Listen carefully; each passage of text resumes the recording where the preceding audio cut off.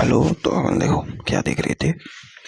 अपन देख रहे थे एसिड की स्ट्रेंथ थे और एसिड की स्ट्रेंथ देख रहे थे। एसिड की स्ट्रेंथ में अपन ने कार्बोक्सिलिक एसिड की स्ट्रेंथ देख ली थी। अपने कार्बोक्सिलिक एसिड की एक रेजोनेंस स्ट्रक्चर भी देखी थी और वो क्या बनाई थी अपन ने, ये वाली स्ट्रक्चर बनाई थी सी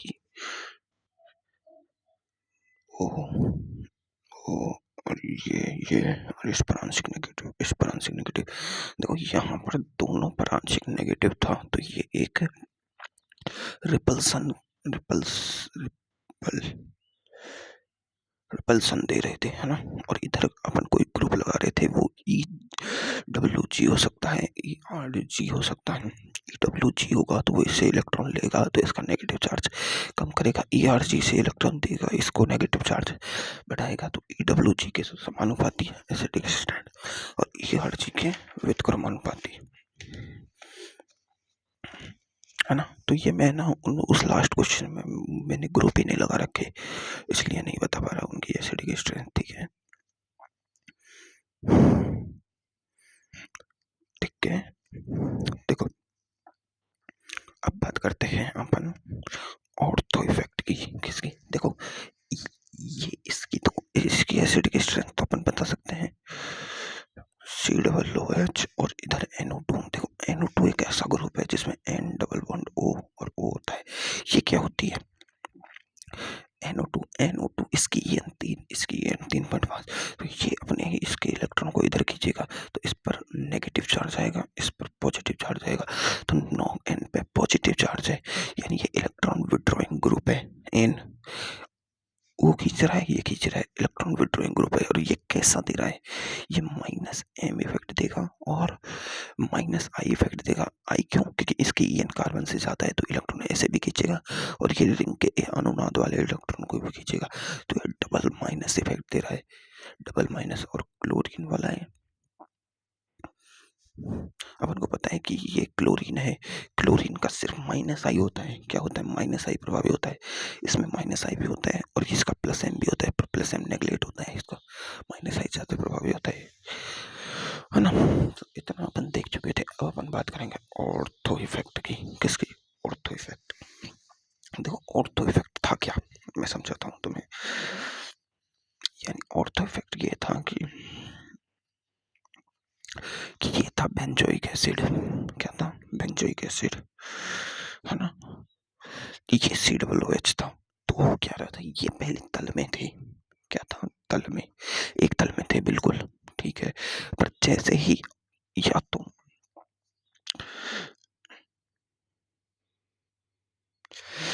जैसे ही इस ऑर्थो स्थिति पर कोई बड़ा ग्रुप आ जाए जी, तो इसे ये इसके तल से बाहर कर देता था।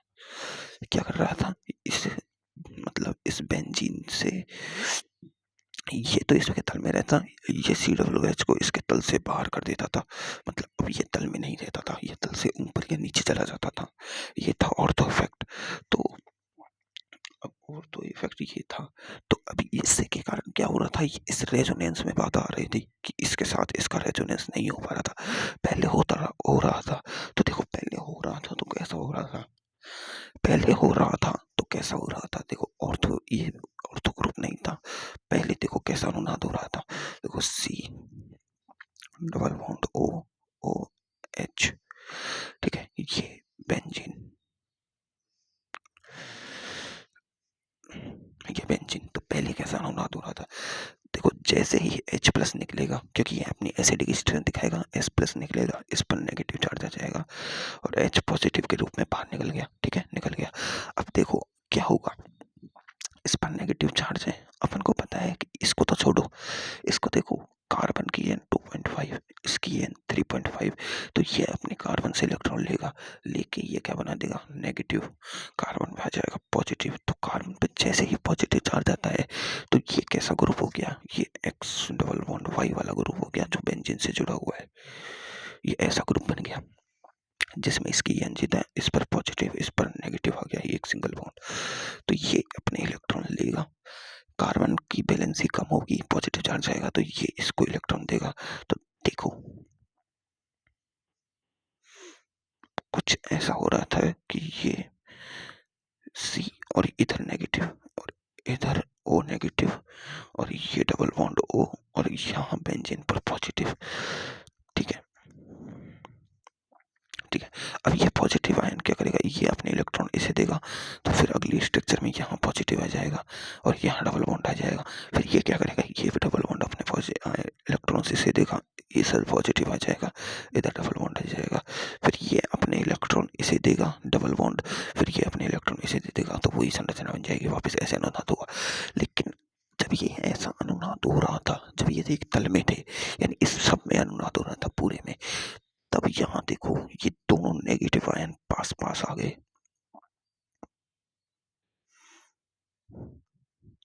बेंजीन एक ऐसा ग्रुप हो गया जो इसे इलेक्ट्रॉन दे रहा था। शुरू में बेंजीन ने अपने 2 इलेक्ट्रॉन दिए कार्बन को, और मैंने तुम्हें क्या बताया कि एक ऐसा ग्रुप जो कार्बन को इलेक्ट्रॉन दे रहा है, इलेक्ट्रॉन रिलीजिंग ग्रुप, तो इसके नेगेटिव चार्ज को बढ़ा दे रहा है। बिल्कुल, यहाँ सिर्फ एक नेगेटिव था, इसने एक और नेगेटिव दे दिया। यहाँ इन दोनों पर आंशिक आंशिक यानी आधा आधा नेगेटिव था, पर अब इस पर पूरा नेगेटिव आ गया। मतलब इस अनुनाद के कारण ये कार्बन आयन है, ये जो कार्बोक्सिलिक एसिड का जो वो है कंजुगेट बेस कौन सा, COO नेगेटिव, ये अनस्टेबिलिटी में जा रहा है। दो नेगेटिव पास पास रिपल्सन लगेगा, प्रतिकर्षण लगेगा, तो क्या होता है यहाँ पर ये अनस्टेबल हो जाता है। तो अब ऑर्थो इफेक्ट क्या करेगा, जैसे ही इस बेंजीन पर अपन एक बड़ा ग्रुप लगा देते हैं, है ना, यहाँ एक मैंने बड़ा ग्रुप लगा दिया, तो ये COOH इसके तल से बाहर हो जाएगा, इसके तल से ऐसे बाहर हो जाएगा। देखो ये पहले तल में था, ऐसे हो गया, तो अब ये है ना, ये COOH ग्रुप इस बेंजीन के साथ अनुनाद नहीं कर पाएगा।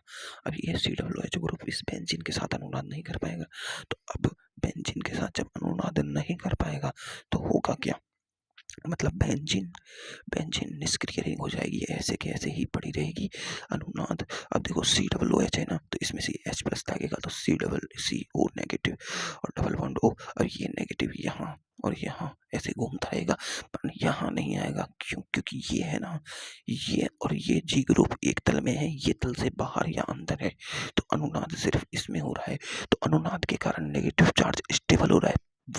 पहले अनुनाद के कारण क्या हो रहा था, नेगेटिव चार्ज पास पास आ रहे थे, रिपल्सन हो रहा था। यानी यहाँ ये अनुनाद है जो बेंजीन के लिए तो स्थायीकारी प्रभाव है, लेकिन इसके लिए यह अस्थायीकारी था। तो ये एक ऐसी कंडीशन है जिसमें अनुनाद स्थायित्व को बढ़ाने के बजाय स्थायित्व को घटा रहा है, स्थायित्व को घटा रहा है।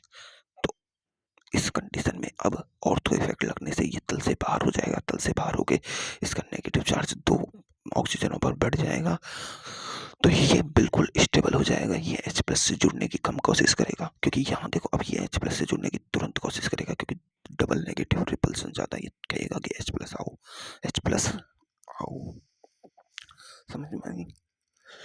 तो इस कारण अब ये एक स्थायीकारी प्रभाव होता है, अब ये स्थायीकारी प्रभाव है ना। तो अब ये अम्लीय सामर्थ्य अधिक देगा, मतलब अगर कोई बेंजोइक एसिड है, मतलब ये COOH है, इस पर अगर कोई ऑर्थो ग्रुप लगा हुआ है तो सबसे ज्यादा एसिडिक होता है, बजाय मेटा, बजाय पैरा और बजाय कुछ भी ना हो उसकी। तो मतलब सबसे ज्यादा एसिडिक कौन होता है, सबसे ज्यादा एसिडिक होता है ये COOH जिस पर ऑर्थो ग्रुप लगा हो। उसके बाद देखो, अब अपन को इन सब में तो अपना नॉर्मल नियम लगाना है। क्या लगाना है, नॉर्मल नियम, वो अपन लगा के देख लेंगे। उसके बाद ये होंगे सारे, जो मेटा वाला होगा, है ना, या फिर ये आ सकता है जो पैरा वाला होगा, है ना, या ये आ सकता है जो जो जो कोई वाला भी नहीं होगा, है ना, कोई वाला भी नहीं होगा। ये बेंजोइक एसिड है, ये पैरा बेंजोइक एसिड है, और ये मेटा सब्स्टिट्यूट बेंजोइक एसिड है, ऑर्थो सब्स्टिट्यूट। ऑर्थो वाला सबसे ज्यादा प्रबल होगा, चाहे ग्रुप कैसा भी हो, ये चाहे इलेक्ट्रॉन विड्रॉइंग ग्रुप हो, चाहे इलेक्ट्रॉन रिलीजिंग ग्रुप हो, ये रिंग को कुछ भी दे या कुछ भी ले, पर ये इसने इसे तो इसके तल से बाहर कर दिया, इनसे तो इसका कोई मतलब ही नहीं रहा। बस इसने काम किया है COOH को उसके तल से बाहर करने का, जिससे उस पर क्या आ गया, अनुनाद खत्म हो गया, समतलीय संरचना हट गई, अधिक स्थायी अनुनादी संरचनाएं बनी। क्या बनी? अधिक स्थायी अनुनादी संरचनाएं। बिल्कुल।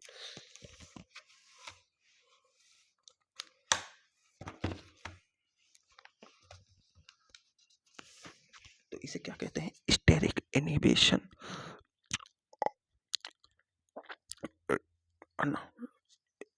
यानी SIR प्रभाव कहते थे ना ऑर्थो इफेक्ट को। बिल्कुल SIR प्रभाव। तो SIR प्रभाव क्या है? बड़े समूह द्वारा त्रिविम बाधा के कारण अनुनाद में रुकावट। यहाँ ये अनुनाद में पूर्णतः अनुनाद नहीं हो पा रहा है, पूर्णतः अनुनाद नहीं कर पा रहा है SIR प्रभाव के कारण। तो प्रभावी होगा, कौन सा प्रभावी होता है? तो यह प्रभाव सिर्फ ऑर्थो पर प्रभावी होता है, मेटायरन पर नहीं होता है। वो तो मैंने तुम्हें पहले ही बता दिया था।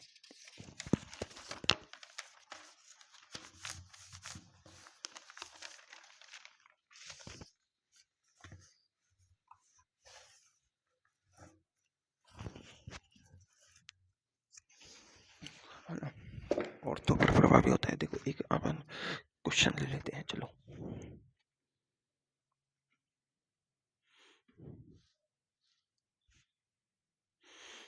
NO2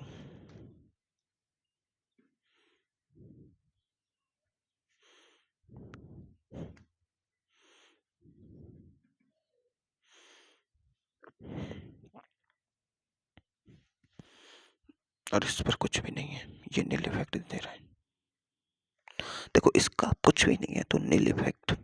इस पर पैरा पर है, पैरा पर NO2 कैसा ग्रुप होता है? देखो N की विद्युत ऋणता कम होती है, O की ज्यादा होती है, तो O से इलेक्ट्रॉन खींचेगा, इस पर पॉजिटिव चार्ज आएगा, ये बेंजीन के इलेक्ट्रॉन को अपनी तरफ खींचेगा, मतलब ये इसके नेगेटिव चार्ज को कम कर रहा है। ये कैसा हो रहा है? नेगेटिव चार्ज को कम कर रहा है। इस पर दो प्रभाव लग रहे हैं, एक तो इस पर, एक तो ये इलेक्ट्रॉन खींचने के कारण -M, और एक इलेक्ट्रॉन ये N की EN ज्यादा है कार्बन से, इसलिए ये इलेक्ट्रॉन विड्रॉइंग ग्रुप भी है, तो M-M और -I दोनों प्रभाव लग रहे हैं। इस पर देखो NO2 का ये ऑर्थो इफेक्ट आ गया, ऑर्थो इफेक्ट। तो इसका कोई प्रभाव नहीं देखना, अपन को देखना है कि ऑर्थो इफेक्ट इसे तल से बाहर कर देगा और इसको रेजोनेंस से स्टेबिलिटी देगा। NO2 अब देखो मेटा पर क्या नहीं लगता है? मेटा पर M प्रभाव नहीं लगता है। M प्रभाव सिर्फ पैरा कंडीशन पर लगता है। किस पर? इस कंडीशन पर। क्यों? क्योंकि यहाँ पर I प्रभाव ज्यादा एक्टिव हो जाता है दूरी के कारण। मेटा पर लगता है सिर्फ, वो पैरा पर लगता है M प्रभाव। पैरा के अलावा कोई भी कंडीशन नहीं है कि M प्रभाव लगे। M प्रभाव सिर्फ पैरा कंडीशन पर लगता है। कहाँ लगता है? पैरा पर। इन कंडीशंस पर सिर्फ I प्रभाव लगेगा। देखो NO2 का कैसा होता है? -I। देखो इसका तो सिर्फ -I है, इसका -M-I है, और अपन जानते हैं कि -M-I के तो समानुपाती और +M और +I के व्युत्क्रमानुपाती होता है कार्बोक्सिलिक एसिड की वो स्टेबिलिटी, है ना। ये इलेक्ट्रॉन विड्रॉइंग ग्रुप है, ये इलेक्ट्रॉन रिलीजिंग ग्रुप है। तो देखो ये डबल इफेक्ट है, तो ये ज्यादा प्रभावी होगा, ये कम प्रभावी होगा, ये सबसे कम अम्लीय होगा। तो सबसे ज्यादा तो होगा 2 नंबर का, फिर होगा 3 नंबर का, फिर होगा 1 नंबर का, फिर होगा अपना 4 नंबर का। सबसे ज्यादा ये क्यों? क्योंकि ये ऑर्थो इफेक्ट से स्टेबिलिटी दे रहा है। किससे दे रहा है? ऑर्थो इफेक्ट से। बिल्कुल। देखे अगला देख लो, अगला देख लो। देखो ये ऑर्थो इफेक्ट हो गया, ये आई प्रभाव देगा मेटा कंडीशन पर, ये इस पर देगा। अब देखो ऑक्सीजन की EN तो ज्यादा होती है, लेकिन देखो ये ऑक्सीजन इसको लोन पेयर देगा, क्योंकि इसकी EN कम है, ये ऑक्सीजन से लोन पेयर लेने की क्षमता नहीं रखेगा CH3, तो ये लोन पेयर देगा। लेकिन ऑक्सीजन की इस कार्बन से ऑक्सीजन की EN ज्यादा है, तो इससे ये इलेक्ट्रॉन प्रेरणक प्रभाव से लेगा, तो -I तो प्रेरणक प्रभाव का लेने के कारण और +M देने के कारण, तो इसका +M ज्यादा प्रभावी होता है। तो ये इलेक्ट्रॉन रिलीजिंग ग्रुप है। क्यों? क्योंकि यहाँ फ्लोरीन क्लोरीन ब्रोमोन नहीं है, जो उनका I प्रभाव ज्यादा होता है, इनका M प्रभाव ज्यादा प्रभावी होता है। सिर्फ M प्रभाव ओनली मेटा कंडीशन पर लगा, पैरा कंडीशन पर लगता है, मेटा पर नहीं लगता। मेटा पर दूरी के कारण सिर्फ I प्रभाव प्रभावी होता है। ठीक है, तो कर दो कंडीशन, क्या दिक्कत है?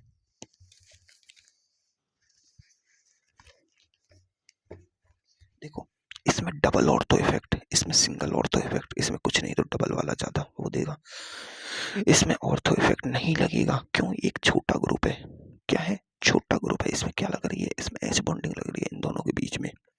क्या लग रही है? H bonding. तो मोर स्टेबल आयन दे रहा है ये, मोर स्टेबल। इसमें ऑर्थो इफेक्ट नहीं लगेगा। ऑर्थो इफेक्ट बड़े ग्रुपों के कारण लगता है, ऑक्सीजन तो एक ग्रुप है, मान लो ऑक्सीजन तो बटा है, ऑक्सीजन भी तो पहले वर्ग का ही है यार। कितना 8 परमाणु क्रमांक है ऑक्सीजन का, बस छोटा ग्रुप है ऑक्सीजन, है ना, छोटा ग्रुप है। ये देखो ये मेटा इफेक्ट है, जो ऑक्सीजन क्या देगा, इलेक्ट्रॉन देगा, इसे इलेक्ट्रॉन देगा बेंजीन को। तो माई वो देखो मेटा पे लग रहा है तो इलेक्ट्रॉन खींचने की ताकत रखेगा, वो एम प्रभाव नहीं लगेगा। पैरा पर होता तो प्लस एम, इलेक्ट्रॉन देने वाला प्रभाव लगता है प्लस एम, है ना। लेकिन ये यहाँ सिर्फ इलेक्ट्रॉन खींचेगा, क्यों, माइनस आई लगेगा, सिर्फ electron withdrawing group minus I, इधर electron releasing group plus M प्रभावी होगा। तो ये ज्यादा अम्लीय है, ये कम अम्लीय है। ये देखो ये सब ये कम, इसका माइनस है, इलेक्ट्रॉन विड्रॉइंग ग्रुप लग रहा है, और ये इलेक्ट्रॉन रिलीजिंग ग्रुप। तो ये तो इलेक्ट्रॉन देखो कार्बोक्सिलिक एसिड की जो इस समान स्ट्रेंथ है वो अम्लीय सामर्थ्य की, वो इलेक्ट्रॉन विड्रॉइंग ग्रुप के समानुपाती और इलेक्ट्रॉन रिलीजिंग ग्रुप के व्युत्क्रमानुपाती। तो ये इलेक्ट्रॉन रिलीजिंग ग्रुप रहा है, ये तो इलेक्ट्रॉन रिलीज कर रहा है, इसे दे रहा है, तो ये स्टेबिलिटी को घटा रहा है। तो सबसे लास्ट में नील इफेक्ट, इससे पहले ये माइनस आई से इलेक्ट्रॉन ले रहा है, कम से कम ले तो रहा है, ले रहा है। लेकिन यहाँ देखो ऑर्थो इफेक्ट तो नहीं लग रहा, लेकिन एच बॉन्डिंग लग रही है इन दोनों में, तो एच बॉन्डिंग का भी ध्यान रखना। इसमें ऑर्थो इफेक्ट नहीं लगेगा क्योंकि OH छोटा ग्रुप है, बड़े समूह के कारण लगता है ऑर्थो इफेक्ट। अब देखो एल्कोहल व फिनॉल का अम्लीय सामर्थ्य। एल्कोहल क्या होता है, एल्कोहल में कोई रेजोनेंस नहीं होता, इसमें से प्रेरणिक प्रभाव से ये इलेक्ट्रॉन खींचता है किधर, इधर। तो इधर खींचेगा तो इलेक्ट्रॉन पर इलेक्ट्रॉन का घनत्व देगा, ये H को निकाल देगा, तो ये क्या बनाएगा, एल्कोक्साइड आयन बनाएगा, ठीक है। लेकिन इधर देखो, इधर H+ से बना नेगेटिव चार्ज रेजोनेंस के कारण स्टेबल हो जाता है, तो more stable due to resonance, इसमें रेजोनेंस आ जाता है जो बना नेगेटिव चार्ज है इसके कारण। तो ये अधिक अम्लीय होगा क्योंकि इससे बना जो संयुग्मी क्षार है, इससे बना कौन सा, इस फिनॉल से बना जो संयुग्मी क्षार क्या है, वो है ये O नेगेटिव। ये फिनोक्साइड आयन कहते हैं इसे, फिनोक्साइड आयन। ये फिनोक्साइड आयन मोर स्टेबल होता है इसके एल्कोक्साइड आयन से। इसका आयन क्या बना, RO नेगेटिव। ये RO नेगेटिव यहाँ रेजोनेंस नहीं है, इस कारण ये इतना स्टेबल नहीं होता, और ये प्लस आई ग्रुप है, क्या है, इलेक्ट्रॉन देने वाला ग्रुप है, जो इसे और नेगेटिव बनाता है। ये इलेक्ट्रॉन लेने वाला है जो इस आयन को, देखो ये इलेक्ट्रॉन दे रहा है, इसमें पहले से नेगेटिव चार्ज, ऊपर से ये और R group, RCH3 group plus I group होता है ना, जो इलेक्ट्रॉन देगा R ग्रुप, है ना, तो इलेक्ट्रॉन देगा तो और नेगेटिव आयन। तो देखो 1 डिग्री अल्कोहल का प्लस आई, इसका प्लस आई बहुत ज्यादा, इसका प्लस आई बहुत ज्यादा, 3rd डिग्री अल्कोहल का। तो 3rd डिग्री अल्कोहल बिल्कुल अम्लीय नहीं होता, उसका प्लस आई बहुत ज्यादा होता है। और अपन को पता है कि जो अम्लीय सामर्थ्य है वो माइनस आई माइनस एम के समानुपाती और प्लस आई प्लस एम के व्युत्क्रमानुपाती होता है। तो जितना प्लस आई उतना कम अम्लीय, सबसे ज्यादा अम्लीय ये, ठीक है। अब देखो फिनॉल में, देखो ये वाला क्वेश्चन देखो, फिनॉल में NO2 ग्रुप लग रहा है, NO2 ग्रुप पर यहाँ ऑर्थो इफेक्ट नहीं लगेगा, ऑर्थो इफेक्ट नहीं लगेगा। कारण कारण क्या है, क्योंकि यहाँ कार्बोक्सिलिक एसिड नहीं है तो फिनॉल है, फिनॉल इतना प्रतिकर्षण नहीं कर पाएगा। कार्बोक्सिलिक एसिड बड़ा बड़ा समूह था, COOH, ये छोटा सा है, NO2 भी छोटा सा है। तो NO2 ऑर्थो पर देखो, ये N और इसका H आपस में क्या करेंगे, H बॉन्डिंग करेंगे, ऑर्थो नाइट्रोफिनॉल। ऑर्थो नाइट्रोफिनॉल देखो, नाइट्रो का क्या लगेगा, N का देखो, इसका माइनस आई लग रहा है N का, है ना, माइनस आई और माइनस एम और माइनस आई लगता है, ये अपन को पता है कैसे लगता है।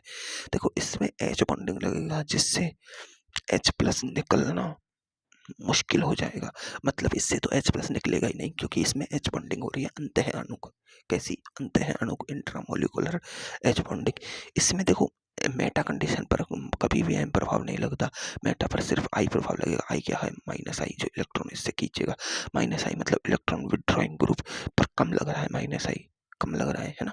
इस पर देखो NO2 पैरा पर है, इसका माइनस एम और माइनस आई लग रहा है, इलेक्ट्रॉन विड्रॉइंग ग्रुप इसका ज्यादा लग रहा है, इस पर नील इफेक्ट है। तो सबसे ज्यादा अम्लीय है, देखो होना तो क्या चाहिए था, ऑर्थो वाला, ऑर्थो, फिर ये पैरा वाला, फिर ये मेटा वाला, फिर एस लास्ट वाला, है ना, ये सिंपल है ना। तो पर एक्चुअल में होता क्या है, पैरा वाला सबसे ज्यादा होता है, इसमें तो H बॉन्डिंग आ जाती है तो निकलेगा ही नहीं। ये सबसे ज्यादा होगा क्यों, क्योंकि इसका माइनस एम और माइनस आई दोनों है ना। तो इसे कहते हैं पॉम्स पॉम्स मोस्ट स्टेबल है। नाइट्रोफिनॉल का वो है एग्जांपल, मोस्ट स्टेबल है, नीट में आ सकता है 2026 में। याद रखना है इसका पैरा क्यों होता है, क्योंकि इस पर माइनस आई और माइनस एम लग रहा है। और फिर आएगा ऑर्थो वाला, फिर आएगा ऑर्थो वाला। ऑर्थो वाला का क्योंकि माइनस आई और माइनस एम और माइनस आई तो है और पास में भी है। देखो मेटा कंडीशन पर कभी भी एम प्रभाव नहीं लगता है, ऑर्थो और पैरा पर लगता है एम प्रभाव ओनली। ठीक है, ये वाली बात तुम्हें हमेशा याद रखनी है। ये मेटा कंडीशन पर कभी भी एम इफेक्ट नहीं लगता है। ठीक है, तो एक्चुअल क्या होगा, पैरा फिर ऑर्थो फिर मेटा। मेटा का आई तो है लेकिन बहुत कम है, इसका ना तो एम लग रहा है, इसका आई है, आई भी बहुत कम लग रहा है। क्योंकि देखो इसका मान लो इसका एम नहीं लग रहा होता, इसका आई लग रहा है, पर दूरी के कारण इसका आई तो बहुत ज्यादा लग रहा है, दूरी कम है। तो एम और ये एस लास्ट में पॉम्स, ये तुम्हें याद ही रखना है।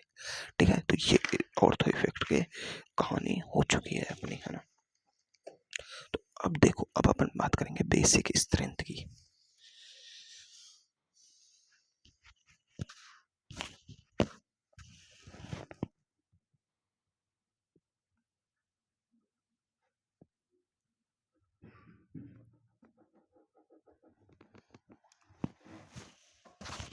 किसकी बात कर रहे हैं अपन, बेसिक स्ट्रेंथ की।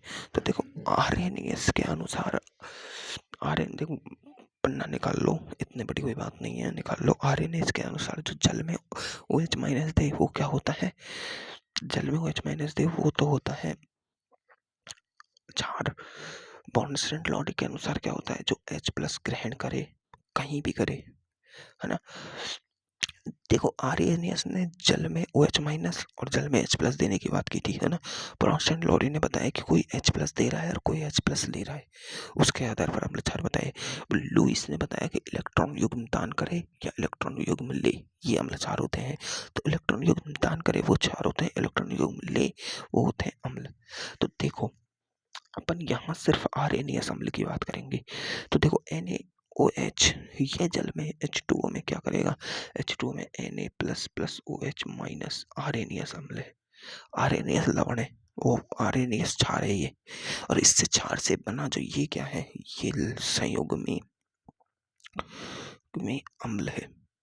अब ऐसे ही बात कर ली जाए CH3CH2O नेगेटिव, इसने क्या किया, H2O से रिएक्शन की, H2O से, और इसने CH3CH2OH plus OH negative minus अम्ल, ये OH नेगेटिव दे दिया और इसने ये बना लिया संयुग्मी अम्ल। क्योंकि अम्ल क्षार का संयुग्मी अम्ल, अम्ल का संयुग्मी क्षार होता है, बिल्कुल। और प्रबल का संयुग्मी दुर्बल और दुर्बल का संयुग्मी प्रबल होता है ना। तो देखो बेसिक स्ट्रेंथ, तो अपन को पता है क्षार का मतलब ये होता है जो इलेक्ट्रॉन अपने इलेक्ट्रॉन युग्म दान करे, इलेक्ट्रॉन युग्म दान करे। ठीक है, किस में बात होती है ये है ना, केमिस्ट्री में नहीं होती ये बात, अपने उसमें इनऑर्गेनिक केमिस्ट्री और फिजिकल केमिस्ट्री में होती है बात। ठीक है, क्या होती है, केमिस्ट्री और देखो इनऑर्गेनिक केमिस्ट्री में क्या होता है, मतलब कोई सी भी केमिस्ट्री हो, इलेक्ट्रॉन युग्म दान करे, ये वाली कंडीशन होती है। तो देखो अगर किसी का भी क्षार की प्रवृत्ति देखनी है, बेसिक स्ट्रेंथ देखनी है, तो उसको इलेक्ट्रॉन त्याग करा दो, इलेक्ट्रॉन त्याग कर दो। यहाँ Na ने अपना एक इलेक्ट्रॉन दे के Na प्लस बना दिया, तो ये क्षार है, प्रबल क्षार है। लेकिन ये सब क्या है, इनऑर्गेनिक केमिस्ट्री के क्षार है, अपन को तो ऑर्गेनिक का पढ़ना है। यहाँ ये इलेक्ट्रॉन देने की प्रवृत्ति, ये इलेक्ट्रॉन देने की प्रवृत्ति, ये होता है क्षार। तो देखो बेसिक स्ट्रेंथ समानुपाती होगी, देखो उल्टा कर दो अम्लीय सामर्थ्य का, वो अम्लीय सामर्थ्य En के समानुपाती थी, यहाँ En के व्युत्क्रमानुपाती, साइज के व्युत्क्रमानुपाती, ERG के समानुपाती, EWG के व्युत्क्रमानुपाती, मतलब प्लस आई इफेक्ट और प्लस एम इफेक्ट के समानुपाती, और माइनस आई और माइनस एम के व्युत्क्रमानुपाती। ये हो गया तुम्हारा बेसिक स्ट्रेंथ का ऑर्डर। ये कब लगाना है, जब सेम आवर्त हो, ये कब लगाना है, जब सेम ग्रुप हो, ये कब लगाना है, जब सेम एटम हो, क्या हो, सेम एटम। ठीक है, सेम एटम वही है, सेम टू सेम। अब देखो एसिडिक स्ट्रेंथ क्या होती थी, एसिडिक स्ट्रेंथ होती थी समानुपाती En समानुपाती E साइज और समानुपाती electron withdrawing group, releasing group, ये होती थी। इसका उल्टा बेसिक स्ट्रेंथ होती थी। तो अब बेसिक स्ट्रेंथ का ऑर्डर देखो, देखो बेसिक स्ट्रेंथ वही दिखाएगा जिसके पास लोन पेयर हो। लोन पेयर जो अपना इलेक्ट्रॉन युग्म दान करे, सीधी भाषा में। जिसके पास लोन पेयर नहीं वो अपना इलेक्ट्रॉन युग्म कभी दान कर ही नहीं सकता। तो देखो एक ऑर्डर देखो, पहला ऑर्डर CH4NH3H2OHF। देखो CH4 कोई इलेक्ट्रॉन युग्म नहीं, ये अपना इलेक्ट्रॉन युग्म दान नहीं कर सकता। Basic strength 0। क्या है? No lone pair, basic strength 0। ठीक है, अब देखो, है ना। तो देखो इसके पास अपन को पता है, इस पे बनाए चाहे मत बनाए पर अमोनिया पे एक इलेक्ट्रॉन होता है। क्या होता है? एक इलेक्ट्रॉन, है ना। इसके पास 2 इलेक्ट्रॉन होते हैं, इसके पास 3 इलेक्ट्रॉन हो, लोन पेयर होते हैं, इलेक्ट्रॉन पेयर। अब देखो अपन को ऑर्डर देखना है तो ईएन के व्युत्क्रमानुपाती होगा ईएन के, क्योंकि ये सब एक ही वर्ग के, बस नहीं ओ फ्रेंड, बस नहीं ओ फ्रेंड, तीनों एक ही आवर्त के तत्व है। आवर्त में अपन को ईएन लगानी होती है, ईएन। तो ईएन सबसे ज्यादा इसकी, फिर इसकी, फिर इसकी। तो बेसिक स्ट्रेंथ सबसे ज्यादा इसकी, इसकी, इसकी। कारण देखो, कारण ये भी है, जिसकी ईएन ज्यादा होती है वो ग्रुप ऐसा होता है जो इलेक्ट्रॉन त्यागने से मना कर देता है। एफ की ईएन बहुत ज्यादा है, तो ईएन बहुत ज्यादा है तो एफ क्या करता है? मना कर देता है। मेरे पास है लोन पेयर, मैं नहीं दूंगा, मेरे पास ताकत है रखने की, मैं रखूंगा। पर नाइट्रोजन मैंने तुम्हें पहले ही बताया था, ओ और एफ ऐसे होते हैं, एफ तो बिल्कुल ही नहीं करता, एफ तो इलेक्ट्रॉन देने की कोशिश ही नहीं करता। मतलब एफ खुद के ऊपर पॉजिटिव चार्ज कभी नहीं लाता, ऑक्सीजन तो फिर भी ले आता है, H3O+ में ले आया, है ना, H2O2 में प्लस ले आता है। एफ तो ऑक्सीजन तो फिर भी ले आता है, लेकिन एफ कभी भी F+ पे नहीं आता। ये तो OF2 में ये इस पर प्लस और इस पर नेगेटिव ले आता है, ये तो ऑक्सीजन से भी इलेक्ट्रॉन ले लेता है। फ्लोरीन की तो इतनी क्षमता होती है, पर नाइट्रोजन की देखो ईएन भी कम है, इसके पास लोन पेयर भी है, तो इसलिए ये अपने लोन पेयर इतने सुगमता से दान करता है, इतनी सुगमता से दान करता है। इसलिए अपने जितने भी ऑर्गेनिक बेस हैं वो सारे एन से बने हुए होते हैं, नाइट्रोजन से। जितने भी ऑर्गेनिक बेस है सारे एन से बने हुए होते हैं, क्योंकि इसकी देखो एक तो इसकी साइज भी कम है। तो देखो साइज इसकी ज्यादा नहीं है ना, पहली बात। दूसरी बात, इसकी ईएन 3 है, इतनी ज्यादा ईएन नहीं है। इसकी 3.5, इसकी 4, इतनी ज्यादा ईएन नहीं है। इसके पास अच्छा खासा इलेक्ट्रॉन लोन पेयर भी है जो इसे दान कर सकता है ये। तो इसलिए नाइट्रोजन सबसे अच्छा बेस होता है।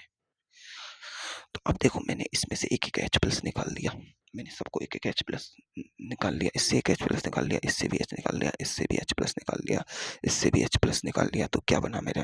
देखो ये बना CH3 नेगेटिव, NH2 नेगेटिव, और लोन पेयर तो इसमें था HOH नेगेटिव, ऊपर लोन पेयर पहले से ही थे 2।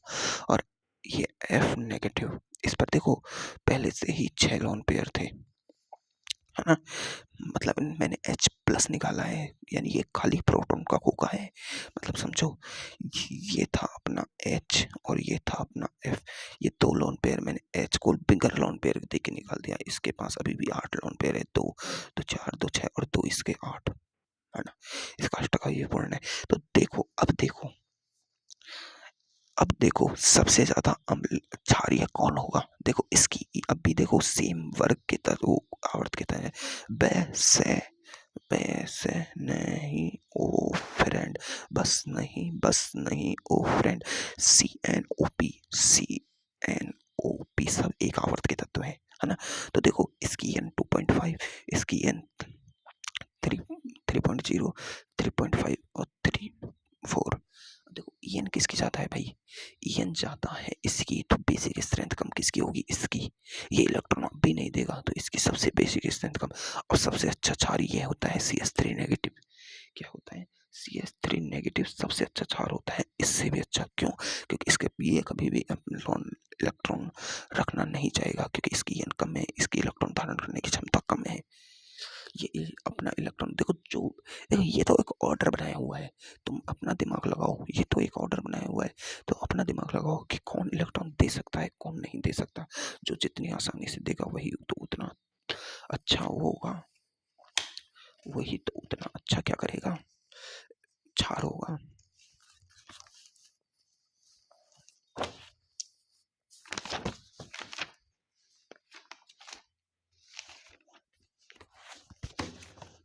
एक और ऑर्डर देखो, देखो अब NH3 है, PH3 है, ASH3 है, SBH3 है, ठीक है। अब देखो सबके पास लॉन पेयर है, सबके पास लॉन पेयर है। अब देखो अपन वर्ग में ऊपर से नीचे जाते हैं, ये वर्ग की बातें हैं। नेपाल, पाकिस्तान, ऑस्ट्रेलिया सब भिखारी मक्कार है ना, सब एक वर्ग की बात है। तो वर्ग में मैं जब ऊपर से नीचे जाता हूँ तो साइज बढ़ती है, क्या होती है, साइज बढ़ती है। तो बाह्यतम कोश की जब साइज बढ़ रही है तो बाह्यतम कोश में इसके पास दो लॉन पेयर, इसके पास भी दो लॉन पेयर, इसके पास दो लॉन पेयर, इसके पास, पर इसका साइज बहुत बड़ी, इसकी साइज थोड़ी छोटी, इसकी साइज बिल्कुल छोटी, और इसकी तो बिल्कुल छोटी सी चिन्ह सी। साइज किसकी बड़ी, इसकी, तो इस पर इलेक्ट्रॉन घनत्व क्या हुआ, कम। इलेक्ट्रॉन घनत्व क्या हुआ, कम। तो देखो सेम ग्रुप में बेसिक स्ट्रेंथ साइज के व्युत्क्रमानुपाती होती है। तो साइज सबसे ज्यादा किसकी, इसकी। तो इस पर इलेक्ट्रॉन घनत्व कम हुआ, इसे ये इलेक्ट्रॉन बोझ लग ही नहीं रहे, बोझ तो इसे लग रहे हैं। इसके पास छोटी साइज और एक दो लॉन पेयर, इसके पास बड़ी साइज। तो सबसे ज्यादा बेसिक स्ट्रेंथ ये होती है, क्योंकि साइज के व्युत्क्रम सबसे कम साइज इसकी, इसकी फिर ज्यादा, फिर ज्यादा, फिर ज्यादा। साइज के व्युत्क्रमानुपाती लगाना है, क्योंकि इधर जाने पर क्या हो रही है, साइज बढ़ रही है, और इधर जाने पर क्या हो रहा है, इलेक्ट्रॉन घनत्व बढ़ रहा है, और इधर जाने पर इलेक्ट्रॉन घनत्व घट रहा है। तो अब देखो ये तो इनऑर्गेनिक केमिस्ट्री की बात कर ली अपन ने, किसकी बात कर ली, इनऑर्गेनिक केमिस्ट्री की। मेन बात तो अपन तो कर रहे हैं ऑर्गेनिक केमिस्ट्री। तो ऑर्गेनिक केमिस्ट्री में तो देखो ये एक ए समूह है जिस पर लोन पेयर घनत्व है, इससे अपन जी ग्रुप लगाते हैं। अगर ये इलेक्ट्रॉन विड्रॉइंग ग्रुप हुआ तो ये इलेक्ट्रॉन खींचने की ताकत रखेगा, क्या होगा, खींचने की ताकत रखेगा। तो ये क्या करेगा, इस पर ये इस लोन पेयर के इलेक्ट्रॉन घनत्व को घटा देगा, ये इलेक्ट्रॉनों को इसकी तरफ खींचेगा, इलेक्ट्रॉन विड्रॉइंग ग्रुप। तो इसका ये लोन पेयर घनत्व घटेगा। अब देखो अभी देखा अपन ने लोन पेयर घनत्व जैसे साइज के कारण घटा, यहाँ पर यहाँ इस ग्रुप के कारण घट गया।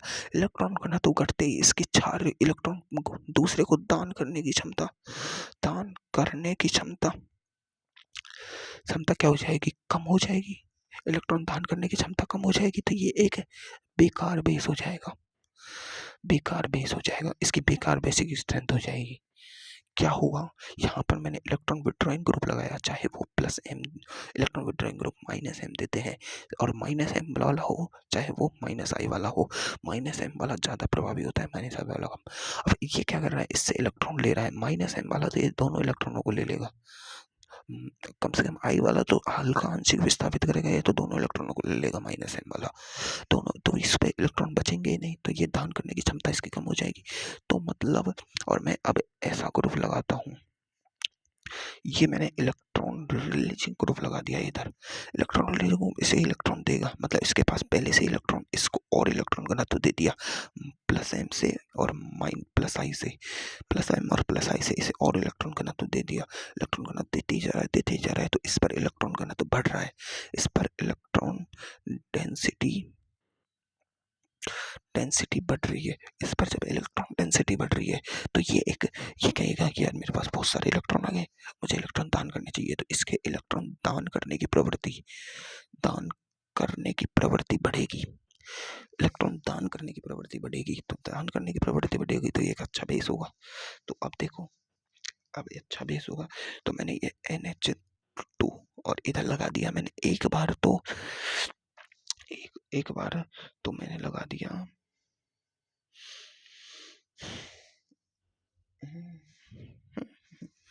NH2, एक बार तो इस पर लगा दिया मैंने एल्किल ग्रुप CH3, और एक बार छोड़ दिया NH2 और H। अब देखो H का तो कोई प्रभाव नहीं होता, ये तो क्या है, NH3 है ना, NH3, H का कोई प्रभाव नहीं होता, नील इफेक्ट होता है, तो इसकी क्षारीय सामर्थ्य तो इतनी है।